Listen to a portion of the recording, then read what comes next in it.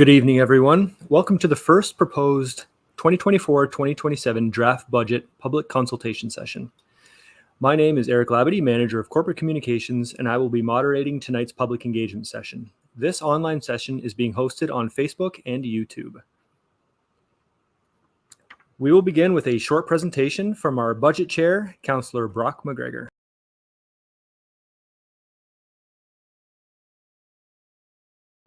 Hi, my name is Brock McGregor. I'm the Budget Chair for the Municipality of Chatham-Kent, and I'm here to review some highlights of the 2024 to 2027 draft budget. This year, we're moving to a multi-year budget, so we'll be looking at the projections over the next 4 years and an anticipated change in the budget over that 4-year period. This year, we'll be approving year one, and each year subsequent, we'll be reevaluating the budget decisions, performing an annual update, and improving budget numbers in those years. So this year's impact in 2024 is 6.57%. Of that 6.57%, we've broken it down into a number of contributing factors to this increase. 4% of the 6.57% increase is attributed to inflation. 1.5% is attributed to increases in infrastructure spending in accordance with our asset management planning. 0.8% is attributed to increased spending on police services, and 0.27% are categorized as others and represent some changes in service levels and improvements in services. Over the next 4 years, we project a 7.82% annual increase. So we can see that's quite a bit lower this year in 2024, peaking in 2025 and back down below the average in 2027.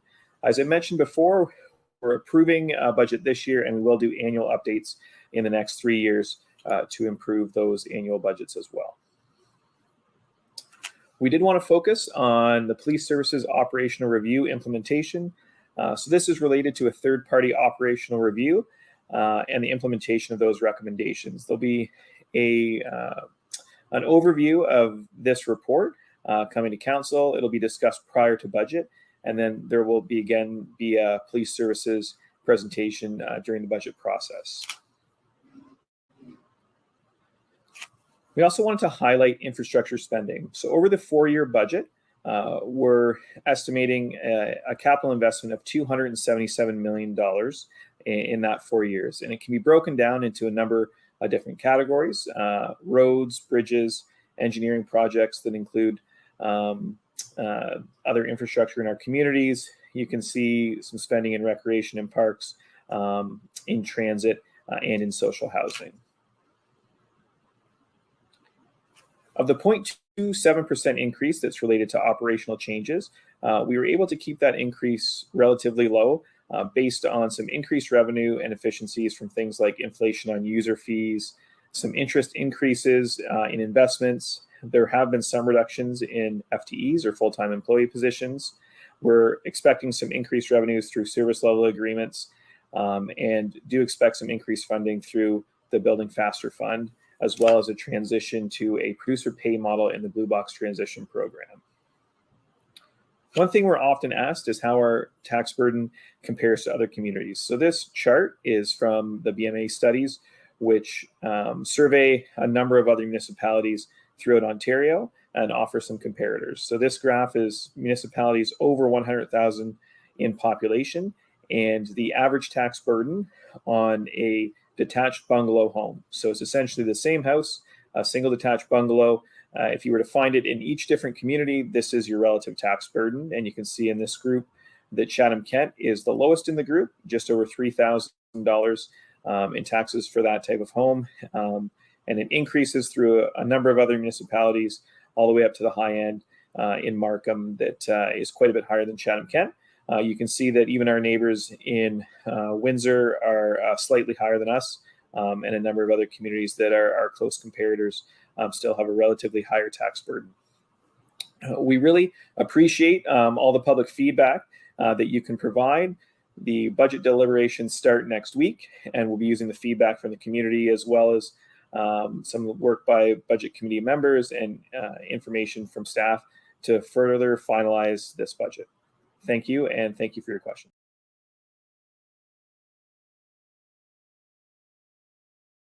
Councillor McGregor. Joining us tonight, we have Gord Quinton, Chief Financial Officer and General Manager of Finance, Budget, Information Technology and Transformation, Michael Dubin, Chief Administrative Officer. And to help us answer questions submitted by the public throughout our live consultation session, we have members of our executive management team joining us here as well. If you have questions, please submit them in the comment section of this live stream, and we will do our best to read them out and provide answers. Please keep your questions concise and civil. For those wishing to learn more about the proposed budget, you can watch the opening night presentation on Your TV Chatham-Kent's YouTube page and or visit chatham-kent.ca/ourbudget. We will now begin with some of the questions from our public. So our first question, submitted by Alita, reads as follows. Hi, regarding the multi-year proposed property tax increases, can you please provide why the numbers are higher for the years after 2024? I understand the 2024 rate includes 4% inflation. I did a calculation based on $3,000 annual property tax at 2023. By 2027, that $3,000 turns into $4,055.01, which is a difference of $1,055.01. This is a 35.167% increase and not sustainable for most folks who don't get a raise to counter inflation. I know I didn't. Let alone make headway against current gas prices and groceries. Please explain how this seems reasonable and if it will be possible to lower those percentages. I'll throw that one over to you, Gord. Thank you very much for the question and welcome everyone tonight. I'm Gord Quinton, the Chief Financial Officer. So I'll start with inflation. I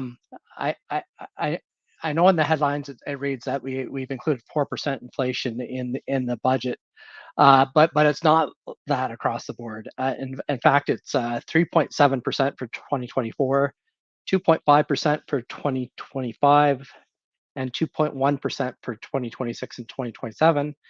And where those numbers have come from is from the Bank of Canada, their monetary policy issue. Every quarter they update that, but you're right. Our budget does go up in year 2 and 3, then back down a little bit in year 4, and that's because of several reasons. One, there were some items that we could fund in the short term from reserves. And so, secondly, some items that are being approved in the budget are take let's say a half a year to implement. So police, for example, some of their staffing increases don't come online January 1st. They have to go through a recruiting process, and so they've budgeted for that later in 2024. So it might have only impacted part of 2024. And then there's some new things that just happen to not come online till year 2. So an example of that would be the fire master plan, where we've it hasn't been delivered to in detail to council yet, but there's a phase in of the funding required, and where there's a $500,000 ask starting in 2025.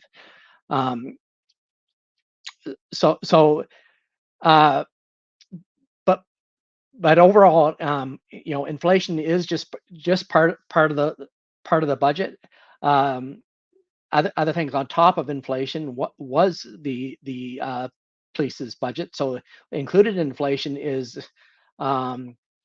the cost of living increases for current staff and for inflation increases on vehicles, for example.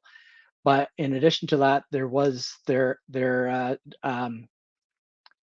recommendations that came out of their Deloitte study that was presented to council on Tuesday night. That represents, on average over those 4 years, a 1.2% increase. And in addition to that, there are several business plans in the budget which are representing new levels of service in response to council's strategic directions and items that council would like to see in this budget, and they've been included in the budget for council's consideration. If council removes them from the budget, they won't go forward. So I think that's enough for now on that question, but I appreciate the question. All right, thank you very much for that, Gord. We've got another question here from Alex. Is there a reason we weren't doing multi-year budgets previously? Through some quick research on the web, I noticed other communities in Ontario have been doing multi-year budgets for the past several years. Was the current council just unsure about following suit and wanted to see other municipalities do it first?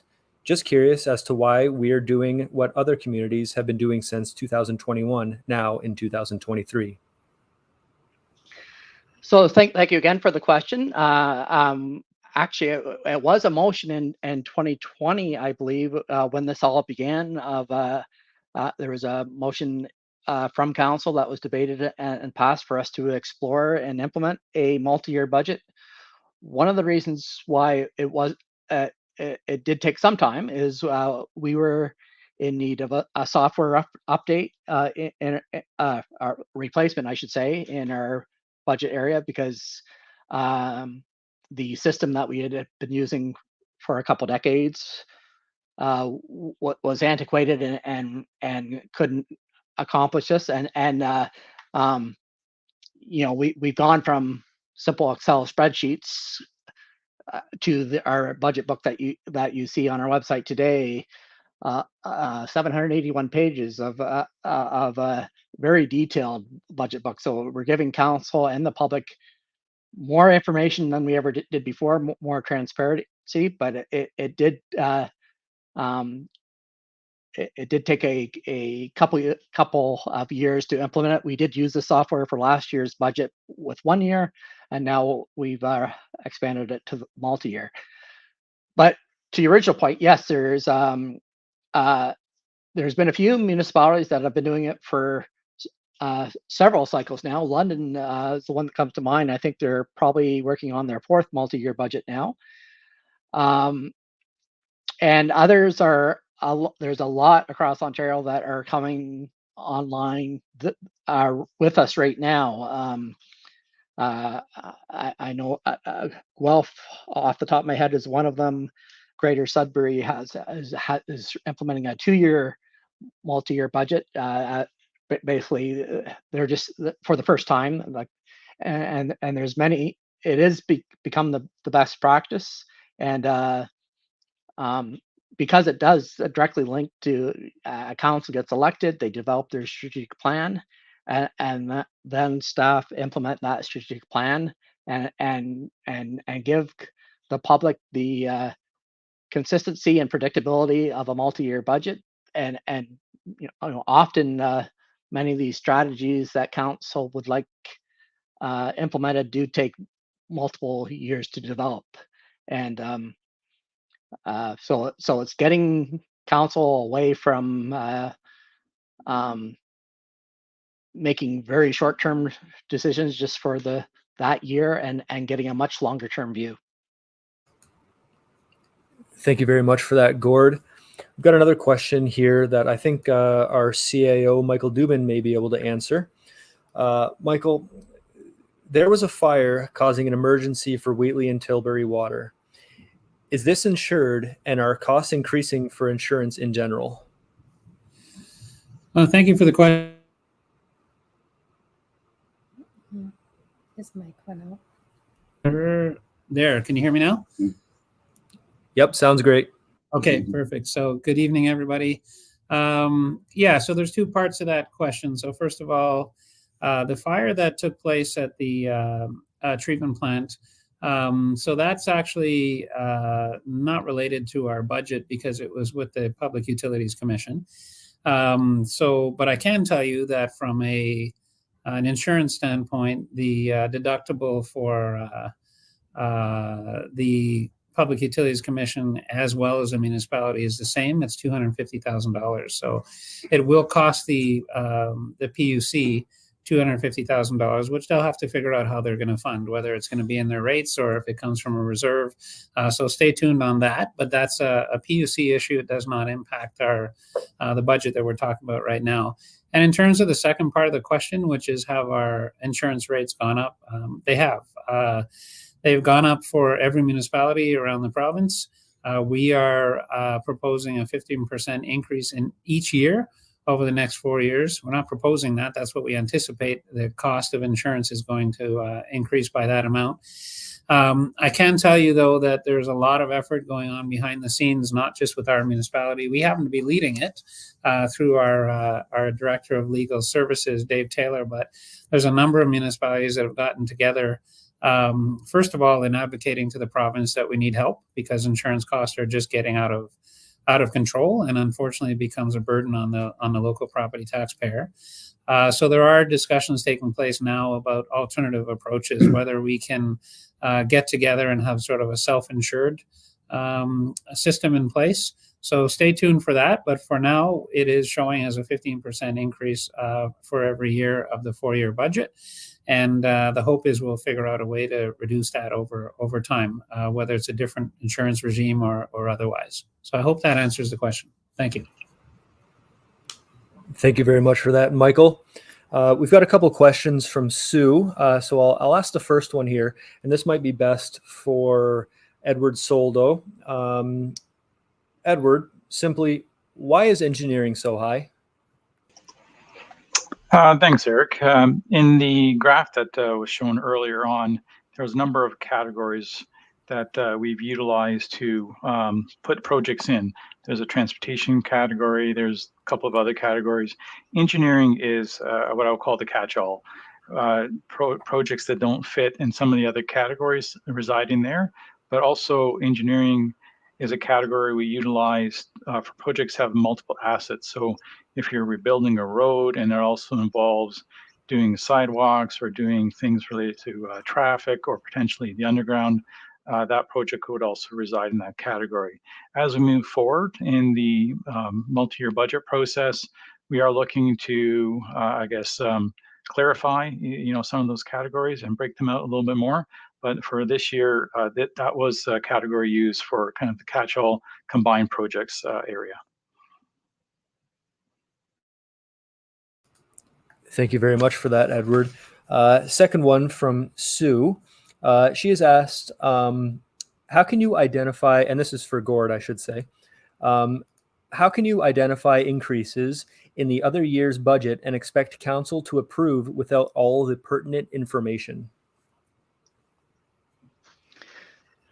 Thank you for the question. So included in the budget book, we do feel there we've done a pretty good job of including as much as possible all the information that we have on the next 4 years. Things that there are programs that are mandated that we know are mandated in 2026, for example, that we've included in the budget. Overall, we have our senior management team across the organizations has been tasked to do the best they can to make sure that they've included everything possible, both revenues and expenses. I should add, but there is the risk of the unknown, and for that reason, we also budgeted a 0.5% increase not in 2024, but in 2025, 26, and 27, to go to a tax stabilization reserve, which is a fund that's being set aside for the unknown. We hope that we can, we hope that we've caught everything, thought ahead, have everything, but there may be the odd thing that comes up. And of course, I mentioned this last night, but yesterday's meeting, but we do actually have an annual update process where perhaps if we got some great news, federal government's doubling their transfers to us or some great news like that, we would be able to bring those good news updates to council and lower the rate. The 7.82% proposed multi-year average rate is just that. It's the average of the best information we have now, but council does have to approve each year on its own, and there will be an annual update process in 25, 26, and 27, where any new information will be presented to council, and final updating the budget will be done by council at that time. Thanks. Thank you very much for that, Gord. We've got a question here from Kay. Kay asks, how can you base the tax increase on a $170,000 home? That is being unrealistic, as few homes are in that range. That is a very good question. So I'm going to have to explain what is happening at MPAC, the Municipal Property Assessment Corporation, which is a arm of the province that does our assessments across Ontario.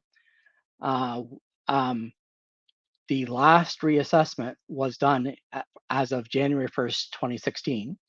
And so the $170,000 value was indeed the average residential household value in January 1st, 2016.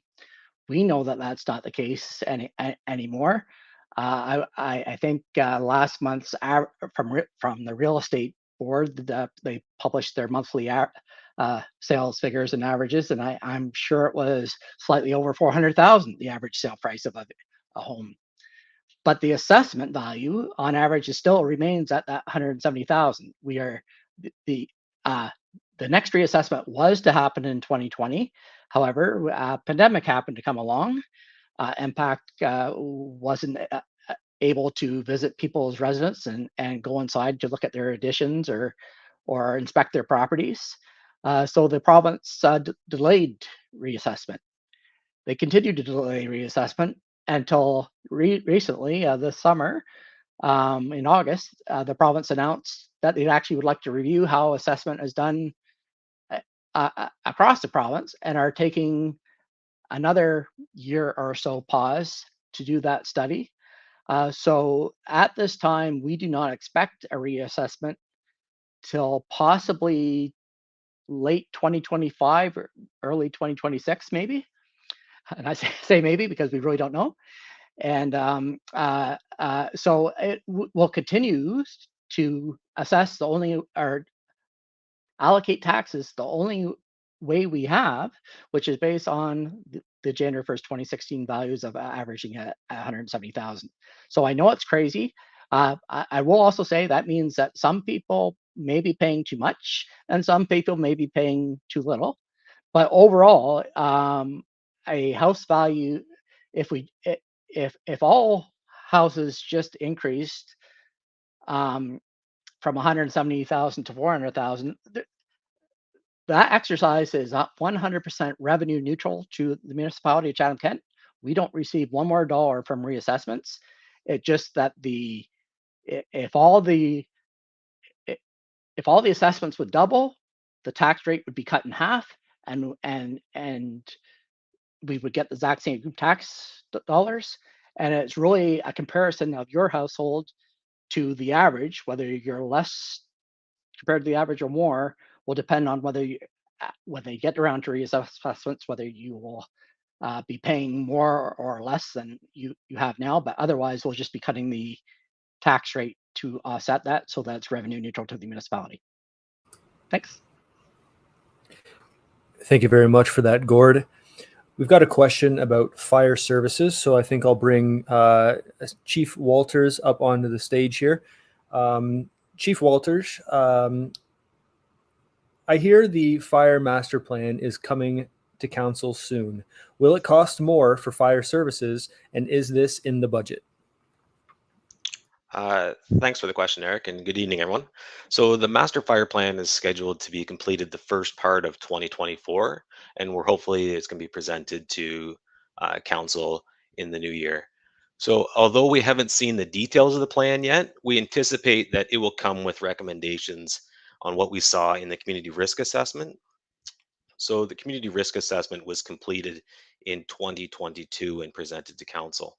So when we consider some of the items that were outlined in the community risk assessment, it showed growth in the multi-unit residential buildings, transportation risks around the 401, the risks involving climate change, and along with our new provincial legislation around firefighter certifications. So based on those risks identified, we're going to need to adjust our fire response plan accordingly. So we've put forward a general budget item to consider the potential implication costs for the plan. Thank you very much for that, Chief. Gord, up above in the comment section, we had Sue ask, where is Sarnia? I believe that she was referring to their taxes. So I wonder if you could provide some input on that. Yeah, certainly. Sarnia just recently came out with their draft budget. It's, again, theirs is not approved by their council yet and may change, but I believe it's 8.18%. And there are several other municipalities that have come out with their budgets in the last week or two, and we'll be putting together a slide for council of everyone that we know at that time. And there's a large variation, but I would say in general, they're ranging from 6% up to 15%. A recent one that came out is Oxford County at 15.3%, Grey County at 9.9%. So there's a point of me mentioning Guelph 10.32% is another one. So there's a reason why I'm mentioning these. It's not just to scare you with high percentages. There is a problem with property taxes across the province, and the problem is that property taxpayers are being, I'll say, downloaded from the federal and provincial governments to handle a lot of healthcare and housing and social related items, and perhaps you could put some of the policing items into that as well, that are really never were planned to be paid for by property taxpayers. And this is an Ontario-wide problem. We're seeing it in like cities across Ontario, that if you look after the types of services the municipality of Chatham-Kent looks after, you're seeing close to double-digit increases across the board. And it is time for some serious discussions with the upper levels of governments to get another revenue tool. We need, we can work on what that is, whether it's a share of sales tax or some other source of revenue, but having just the property owners in Chatham-Kent pay for all these services is ridiculous, even though the municipality delivering the services might be the best thing. So I want to be clear. I'm not saying we shouldn't be delivering these services. But I'm saying the funding should be coming from upper levels. We do a great job of delivering services locally at much lower cost than it would be if implemented, if delivered at a provincial or federal level. But anyway, I'll leave it there. This is a across the province problem, and we're seeing it turn up in everyone's 2024 budget. Okay, thank you very much, Gord. The next question coming in from Sue. Sue asks, why is social housing so low of an increase in the budget? And I believe that would be Edward that would answer that.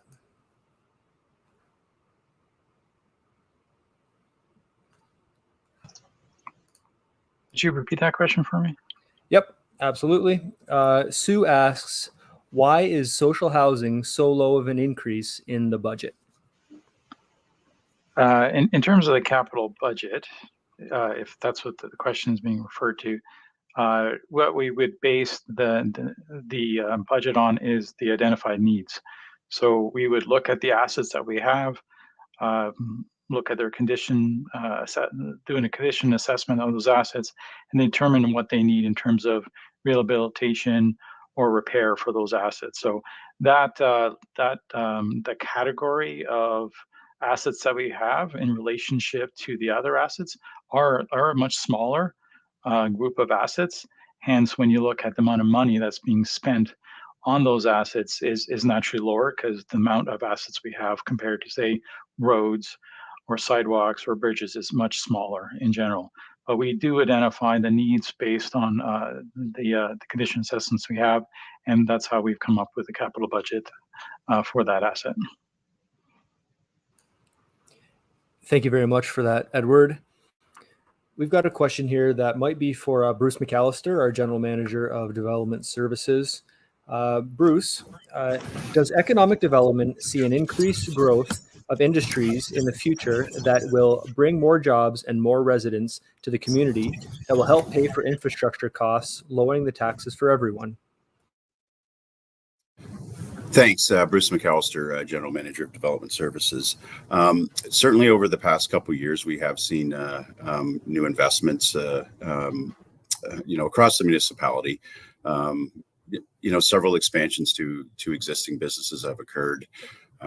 We see new development out in our Bloomfield Business Park and some privately held business parks as well. And we've just had a couple of new sales there as well that will see some additional development, over the coming year. We do continually to have direct dialogue with Invest Ontario, which is a provincial agency responsible for, investment in Ontario in general, along with the Ministry of Economic Development and various site selectors as well. We continue to have conversations with and look for those opportunities for investment in the future. I think there's certainly a lot of investment going on across Ontario right now. I think that will continue. Obviously, we're well positioned geographically. We have the Gordie Howe Bridge opening here the end of next year, which I think is an opportunity for Chatham-Kent as well. But I think it's also important. The other piece of this is we need to continue to build housing here in order to attract business. We need homes. We need to continue to work on that. I know there's a lot of housing approvals that are in the pipeline right now. So I think that will continue to happen as well. So it's kind of both aspects that we need to continue to work on. Over the next year, we are looking at other opportunities for additional industrial land in the municipality through our next planning cycle. So a lot of work will be happening on that front in the next year as well. Mm-hmm. Thank you very much for that, Bruce. Sue has asked us, she says, I looked, but I could not find how many properties are up for sale based on unpaid taxes. So I wonder if you could provide some insight there, Gord. Thank you for the question. So not a direct budget question, but I understand why you'd be asking that for the ability to pay question. So so let me start with the ability to pay based on incomes in Chatham-Kent. And when we look at the BMA study, we do, which is an annual study that compares our property taxes to over 100 municipalities across Ontario. One of the things they compare is taxes to the average income in the area, and we fall right in line with across Ontario at the average. So that's one point. At approximately 4% of the income going to property taxes. But as far as our if I talk about our collections area and our properties in tax sale, we've actually seen quite a drastic drop in unpaid taxes over the last decade, approximately cut in half from what it was a decade ago, and throughout the pandemic, it's actually improved a little bit more up until to the state. So yes, not to say that there aren't some people and households in difficulty, and I'll just end by saying we always ask people to get in touch with our collections department early and have discussions. We may be able to develop payment plans or other actions to get them back on track. Thank you, Gord. Got a question that I think April might be able to answer here. With the employment service reduction, what is being done to assist Chatham-Kent's most vulnerable? Thank you for the question, Eric. Well, I am certainly pleased to announce that while Windsor was the successful municipality in terms of receiving funding for Employment Ontario, that was a provincial government decision to move that. And so at the time of the creation of this budget for 2024, we were not aware what was going to happen with the actual service delivery agent for employment services. And so I am pleased to announce that Chatham-Kent was successful in obtaining the ability to be the service delivery agent for Chatham-Kent. So all of our employment programs, including job readiness, including resume writing, working with potential job seekers, working with potential employers, all of that will continue as previously completed in all the years prior to this. So we will still be here with our employment team, ready to help individuals that are seeking employment. Thanks, Eric. Thank you very much for that, April. We've got another question from Sue here. This might be for Bruce or for Gord. So how does the increase to building contractors of $17,000 help to improve our housing situation?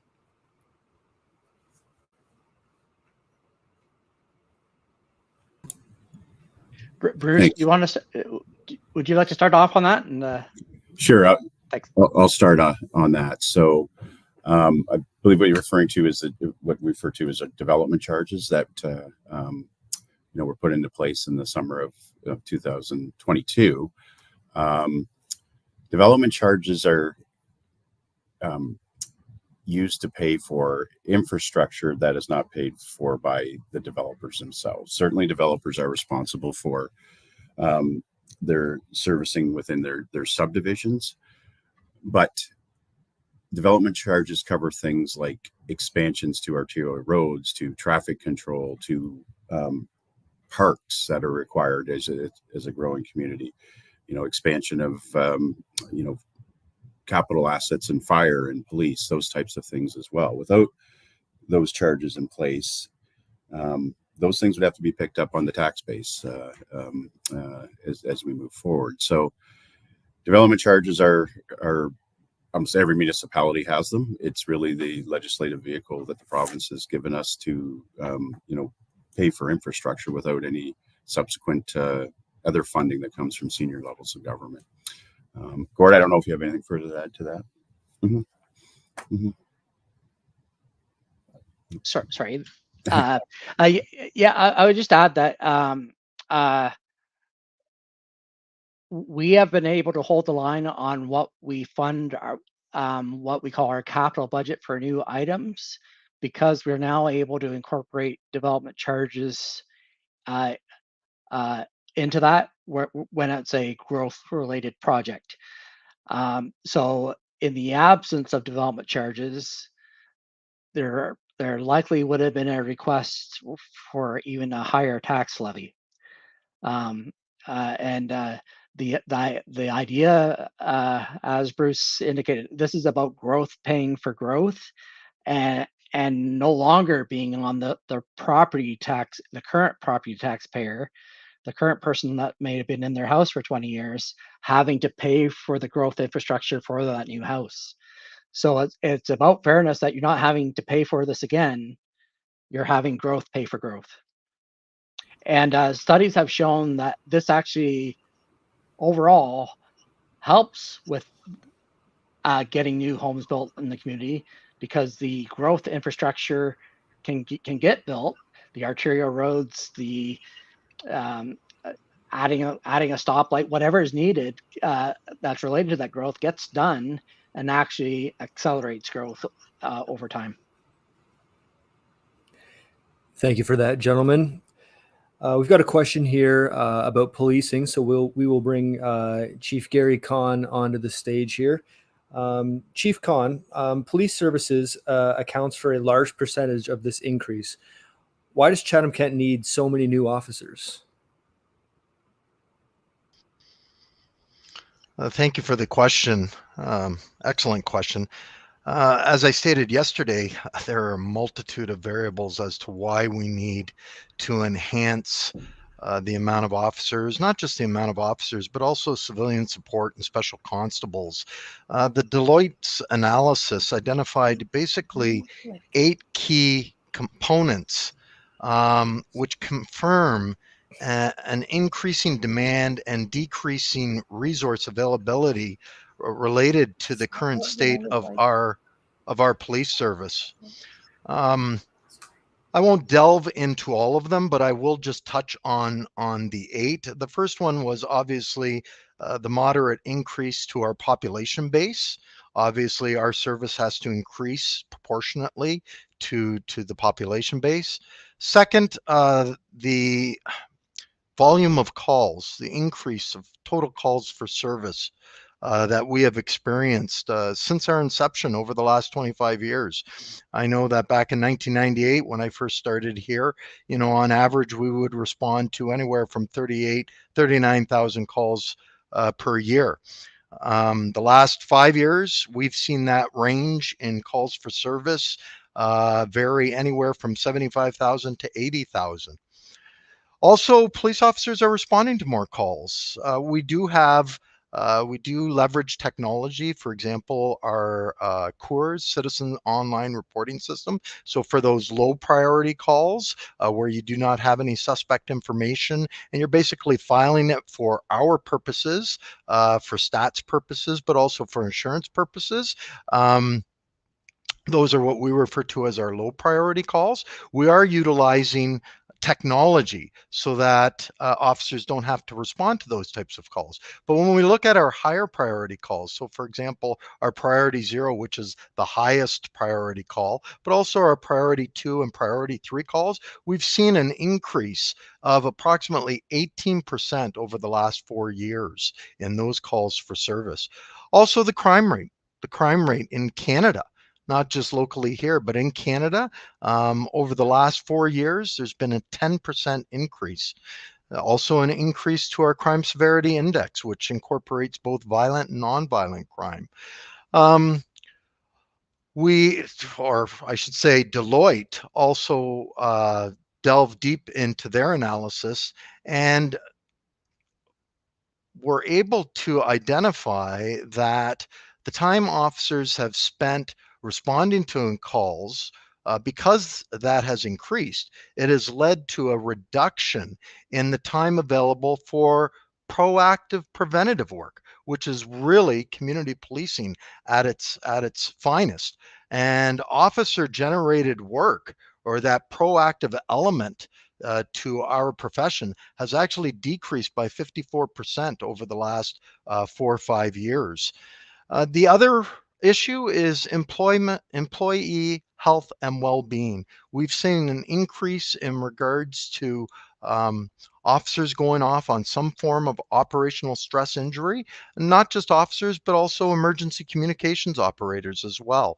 And that is paramount, because if we cannot ensure our health and well-being, that affects our level of service in ensuring the health and well-being of the public that we serve.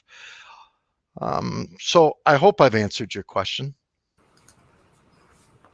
Thank you very much, Chief Kahn. We've got a question that I think April Redyke might be able to answer here. I tried to register my children for summer camp last summer, but they fill up so quickly. I was unable to secure spots. Is there anything being done to increase spots for next summer? That is a great question. So thank you for that. What we found post-pandemic is that we identified a significant need, certainly growing year over year, where families want to enroll their children in summer camps. In 2022, we were able to provide camp to 2,900 youth. And unfortunately, in 2023, in terms of budget and just the ability to secure enough camp leaders and get camps up and running, we were only able to provide services for 2,000 participants. So we actually went down from 2022 to 2023. This year in the budget, you will see a request to increase our camp leaders so that our hopes are to increase the number of camps that we are able to offer.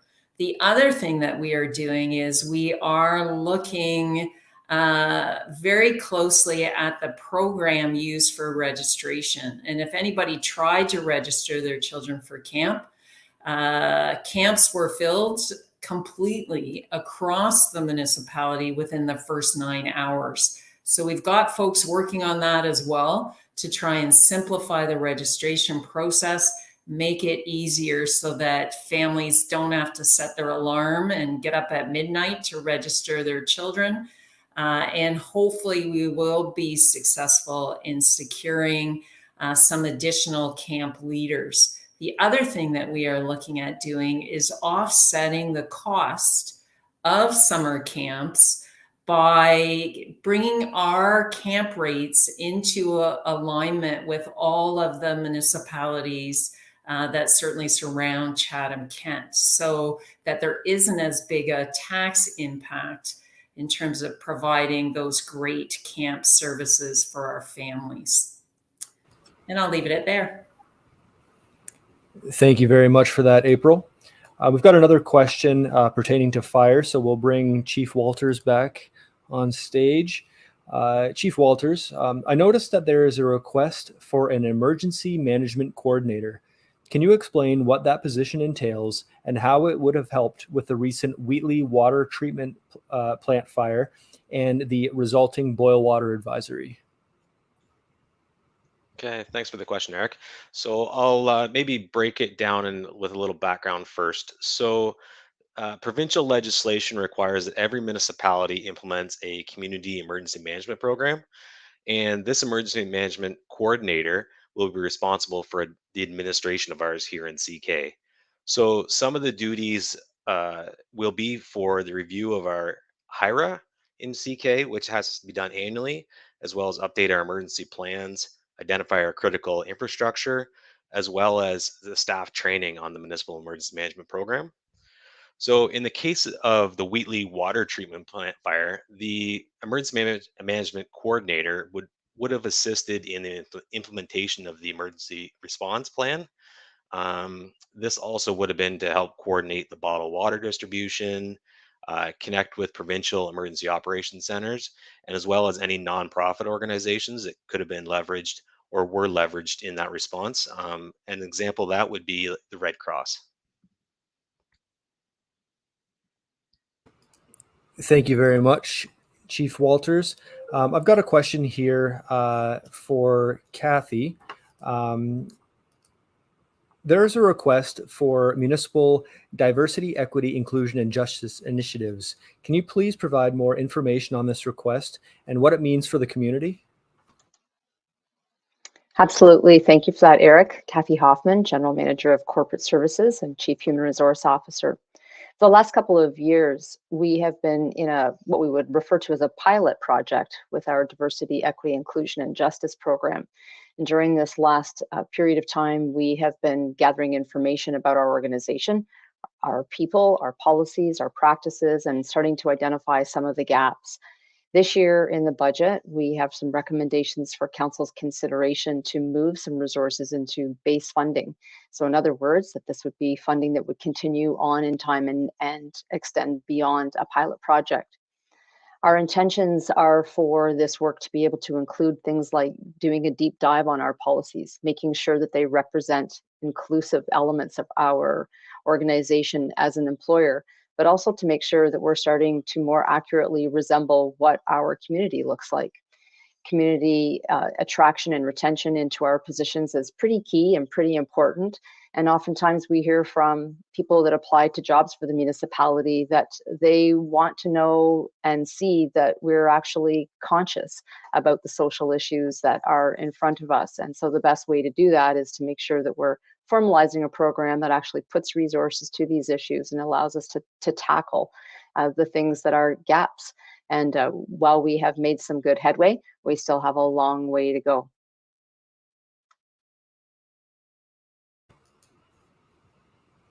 Thank you very much for that, Kathy. I've got another question for Gord. Gord, is there anything in the draft budget to help prevent against a cyber attack similar to what has recently been happening at the hospital? Yes. So this is all public sector across Canada, whether it's school boards, hospitals, or municipalities, or upper levels of government, are under attack from big organizations such as the Canada Revenue Agency to tiny townships with small budgets.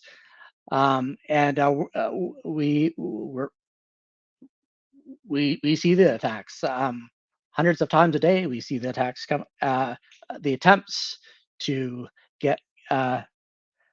breach our systems, and so what we could do is do our best to fortify our systems and protect confidential information, which we have quite a bit of if you think of all our divisions of our large municipality.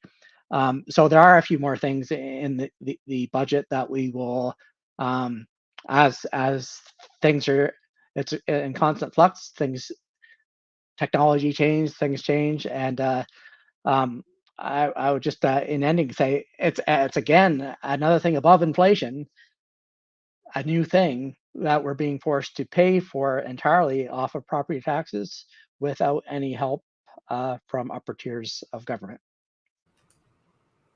Thank you very much for that, Gord. I've got a question that maybe Edward Soldo can answer. Edward, I've heard a lot about the capital budget. What exactly is that? Thanks, Eric. So the capital budget, in its simplest terms, is our capital investment plan for our community. Based on our last asset management plan, Chatham-Kent, we own over $6.2 billion of assets. And the capital budget provides for maintaining those assets in a good state of repair. Over $5.4 billion is in the categories of roads, storm sewers, and bridges. So the capital budget itself includes or considers the repair, rehab, replacement of existing infrastructure, all to meet the current levels of service that we've been prescribed by Council. Building new assets provide service enhancements or to meet strategic priorities, addressing community needs to meet infrastructure and environmental challenges due to the impacts of climate change, and really integrating with our municipality's asset management plan to deliver reliable and efficient services. The capital budget that's been included is a 4-year, multi-year plan to address the highest priorities we have from an investment perspective. It's based on planning not only for the capital lifecycle investments in our current assets, but also for the new capital funding through capital reserves. The capital budget includes over $277 million in investment in bridges, roads, parks, social housing, recreational arenas, and corporate facilities. Thank you very much for that, Edward. We've got another question that I think Kathy Hoffman would be good to answer. Kathy, there's a large number of FTEs being requested in the budget. What are all these FTEs for? Thank you for the question, Eric. I think there's not a budget gone by that we haven't had some really good questions about why the full-time equivalents, or FTEs as we refer to them, has come up. This year in the budget, you'll see a total of 76.83 full-time equivalent FTE recommendations to council. Broken down, though, importantly, is from that number, 5.08 of them represent positions that would be funded through tax increases, in other words, placed in our base budget over the 4-year period. 43 of those positions would be ones, again, over the 4-year period that represent staffing that Chief Khan referred to earlier tonight from the Chatham-Kent Police Services Group. And then the balance of them are positions that are, again, reflecting the needs for various municipal services, and they will be funded not through a tax increase, but through some other means. And the other means might be that perhaps there was a reduction in one position in favor of supporting another position as programs, services, etc. change. Or it could be that we are taking a look at funding the positions through reserves one time at some point in time throughout this budget cycle to be considered in the future for in a future iteration of budget for base funding positions. Thank you very much for that, Kathy. We've got another question from Sue. Considering mortgage increases and no increases to low income and senior citizen pay rate, how do we maintain a compassionate environment in Chatham-Kent? I'll throw that one over to maybe April.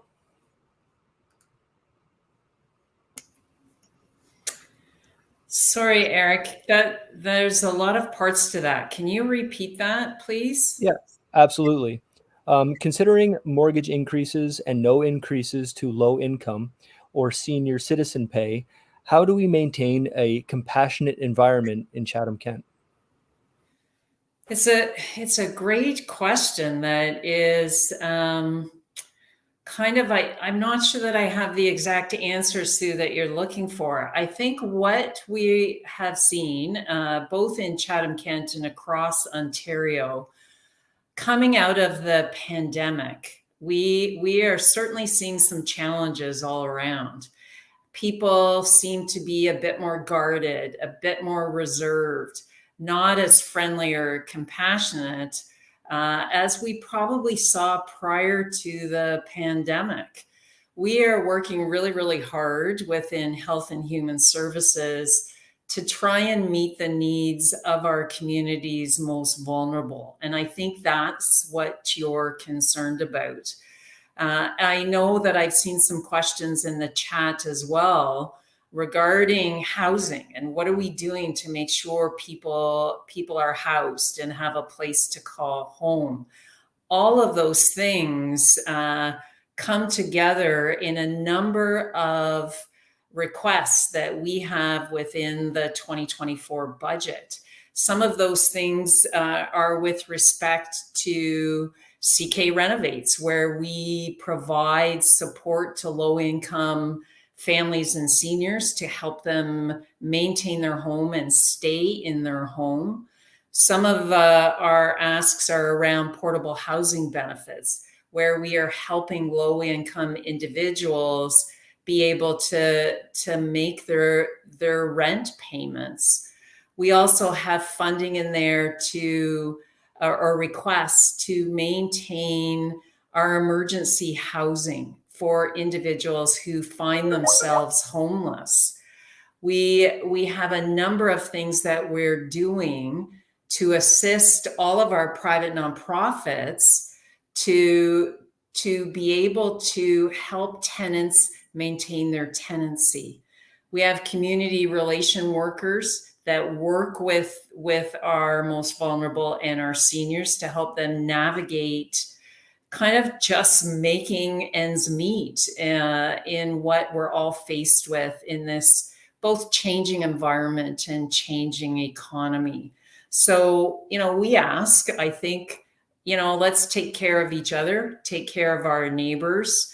And, I'm glad you asked about how can we be more compassionate. So I'll stop there, Eric. Hopefully I've answered some of that for you, Sue.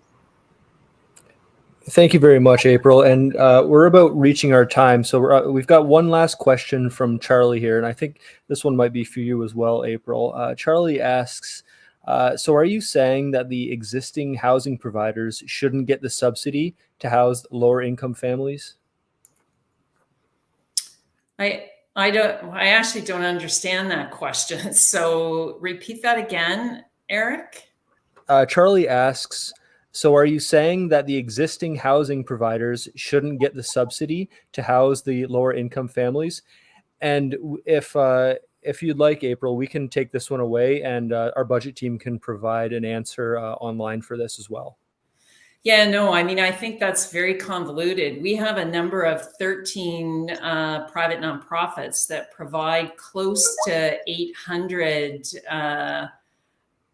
affordable housing units or affordable apartments for low-income families. And we work very, very closely with them to assist them. We also have well over 700 of our own units that provide housing. And I've already spoken about the private nonprofit or the portable housing benefits and the other things that we're doing to help. So I don't think I indicated anywhere that we were saying that providers shouldn't receive any housing benefits. So maybe we can get a bit more information, and then we can provide an answer to the individual who asked that question. All right. Thank you very much, April. And Sue and Charlie, we'll get back to you on that one. All right. I think we've reached our time for this evening. I'm going to bring our budget chair, Councillor Brock McGregor, and Gord Quinton, our CFO, back on screen with us here. Just some things to consider as we wrap up. Budget deliberations will begin November 28th and run through the 29th and 30th if need be. And they will be going from 6 p.m. to 10 p.m. in council chambers located at the Chatham-Kent Civic Centre here at 315 King Street West in Chatham. If you would like to submit a written deputation prior to the budget deliberation meetings, you can send them to Budget and Performance Services at ckfps@chatham-kent.ca by noon on November 28th. All deputations for this year's budget are being held on November 28th. All of this information and more is available at chatham-kent.ca/ourbudget. I would like to thank everybody who has joined our session this evening. Thank you for the questions. And I will open it up to our budget chair for any final comments that he would like to make. Thank you. And I just wanted to echo that sentiment and really thank everyone who provided feedback yesterday and today, and who have sent questions in for this process. So it is really important for us to hear from the public about what priorities are in our community when we're going into budget deliberations and making some of these decisions.